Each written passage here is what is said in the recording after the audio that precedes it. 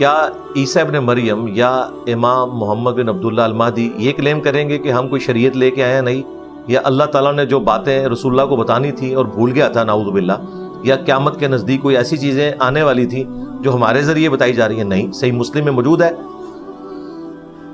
کہ عیسیٰ ابن مریم جب تم میں اتریں گے تو وہ تمہیں اللہ کی کتاب اور اس کے نبی کی سنت کے مطابق چلائیں گے. یہ راوی حدیث نے اس کے اوپر کامنٹس کیے ہیں. یہ حدیث بخاری میں بھی ہے کہ تمہاری اس وقت کیا شان ہوگی جب عادل حکمران کی حیثیت سے عیسیٰ ابن مریم اتریں گے، سلیب توڑ دیں گے، خنزیر کو قتل کر دیں گے اور جزیہ موقوف کر دیں گے.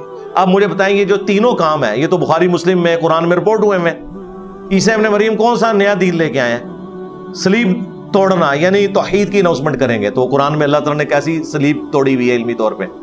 خنزیر، کیونکہ جیسس کرائسٹ کے ماننے والے کتابوں کے باوجود خنزیر کھا رہے ہیں، تو وہ اسٹیبلش کریں گے، ان کے ماننے والے پھر اسلام قبول کر لیں گے کہ خنزیر حرام ہے.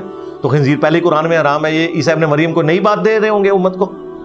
جزیہ موقوف کر دیں گے. جزیہ لیے ہی نان مسلم سے جاتا ہے، جب لوگ اسلام قبول کر لیں گے پھر جزیے کی ضرورت ہی نہیں پڑے گی.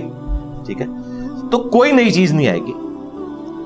غلام احمد قادیانی دجال نے جو اپنے آپ کو امتی نبی ڈکلیئر کیا اور ختم نبوت کی احادیث اور آیت مبارکہ سورۃ الاحزاب، اس کی جو انٹرپریٹیشن اس نے غلط کی، ترجمہ ٹھیک کیا، انٹرپریٹیشن غلط کی.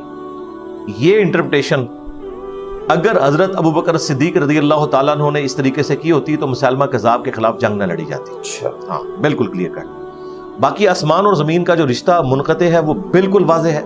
صحیح مسلم میں حدیث ہے، نبی الاسلام کی وفات کے بعد حضرت ابوبکر جو ہیں وہ ام ایمن کو ملنے گئے. وہ ایک بڑھیا خاتون تھی، حضور بھی ان کے پاس جایا کرتے تھے. تو حضرت عمر سے انہوں نے کہا چلو ہم بھی ان کے پاس بیٹھتے ہیں، تھوڑا غم غلط کریں گے. وہاں پہ جب پہنچے تو وہ رو رہی تھی. تو حضرت عمر نے کہا کہ آپ کیوں رو رہی ہیں؟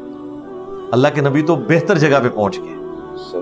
تو وہ عورت اتنی سمجھدار تھی کہ دونوں مردوں کو اس نے حیران کر دیا. انہوں نے کہا میں اس لیے نہیں رو رہی کہ نبی الاسلام دنیا سے چلے گئے ہیں، وہ یقیناً ہر انسان نے جانا ہے اور وہ بہتر جگہ پہ ہے. میں اس لیے رو رہی ہوں کہ اب آسمان کا زمین سے رشتہ منقطع ہو گیا. اب جو کچھ کریں گے وہ ہم اپنی مرضی سے کر رہے ہوں گے. اب اللہ تعالیٰ انٹروین نہیں کرے گا کہ یہ کام غلط ہوا یہ صحیح ہوا، یہ ہمارا اجتہاد ہوگا. تو یہ حضرت امام مہدی اور حضرت عیسیٰ جو وہ میں وہاں آ رہا ہوں. میں پہلے آپ کو یہ ڈاکٹر کلیئر کر رہا ہوں کہ یہ میں نے جو جملہ بولا ہے نا آسمان اور زمین کا رشتہ منقطع ہے، ہو سکتا ہے آپ کی آڈینس سمجھے کہ میں نے ٹرم کو ایڈوائز کیا ہے. یہ ایز اے ٹرم موجود ہے مسلم شریف کے اندر. پھر نہج البلاغہ پہ جب مولا علی علیہ السلام نے نبی الاسلام کی میت کے اوپر خطبہ دیا ہے، اس میں الفاظ ہے یا رسول اللہ آپ کی موت باقی انبیاء کی سی نہیں ہے، آپ کی موت نے آسمان کا زمین سے رشتہ منقطع کر دیا. اب مجھے بتائیں، شیعہ کی کتاب نہج البلاغہ میں مولا علی کا خطبہ ہے حضور کی میت کے اوپر کہ آسمان اور زمین کا رشتہ منقطع ہو گیا. اہل سنت کی کتاب میں موجود ہے. تو یہ ایگریڈ اپون اجماعی عقیدہ ہو گیا نا. اب آئیں حضرت عیسیٰ ابن مریم، وہ میں نے آپ کو بتا دیا، وہ رسول اللہ کی سنت کے مطابق چلائیں گے، قرآن کے مطابق. بیسیکلی عیسیٰ ابن مریم ہوں یا امام مہدی ہوں، یہ مسلمانوں کے پولیٹیکل لیڈرز ہیں. صحیح، پولیٹیکل لیڈرز ہیں. مذہب دین وہی چل رہا ہے. اب مجھے بتائیں، خلفائے راشدین وہ پولیٹیکل پوسٹ پہ بیٹھے ہوئے تھے، دین انہوں نے اپنا کوئی جاری نہیں کیا.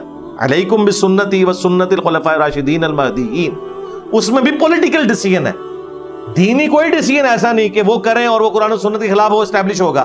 مجھے بتائیں، حضرت عثمان نے جب حج تمتع نہیں کیا، بخاری مسلم میں آتا ہے، مروان کہتا ہے کہ میں اس مجلس میں موجود تھا، حضرت علی نے عثمان سے کہا کہ میں آپ کی وجہ سے رسول اللہ کی سنت نہیں چھوڑ سکتا. آج پوری امت حج تمتع کرتی ہے، حضرت عثمان کا فتویٰ امت نے چھوڑ دیا ہے. اس سے پہلے حضرت عمر نے پابندی لگائی. تو عمران بن حسین صحابی نے کہا کہ اس شخص نے یہ سب کچھ کیا ہے. کوئی آسمان سے وہی نازل نہیں ہوئی حضور کے بعد کہ حج تمتع پہ بندی لگی ہو. اتنے صحابہ مخالفت کرتے تھے. پریکٹیکلی اگر حضرت عمر اور عثمان کے ڈیسیژن امت نے قبول نہیں کیے خلفائے راشدین ہوتے ہوئے، اور امت میں سب سے پہلے امت کے بڑوں نے حضرت علی نے، اور آج پریکٹیکلی پوری امت نے ان کے موقف کو ریجیکٹ کر دیا کہ حج تمتع سب سے افضل حج ہے، وہ اس سے روکتے تھے پولیٹیکل ڈیسیژن کی وجہ سے. تو اس کا مطلب یہ ہے کہ یہ ہمارے جتنے لیڈرز ہیں یہ سب کے سب پولیٹیکل لیڈرز ہوں گے. دین انہوں نے وہی لے کے چلنا ہے جو قرآن و سنت میں موجود.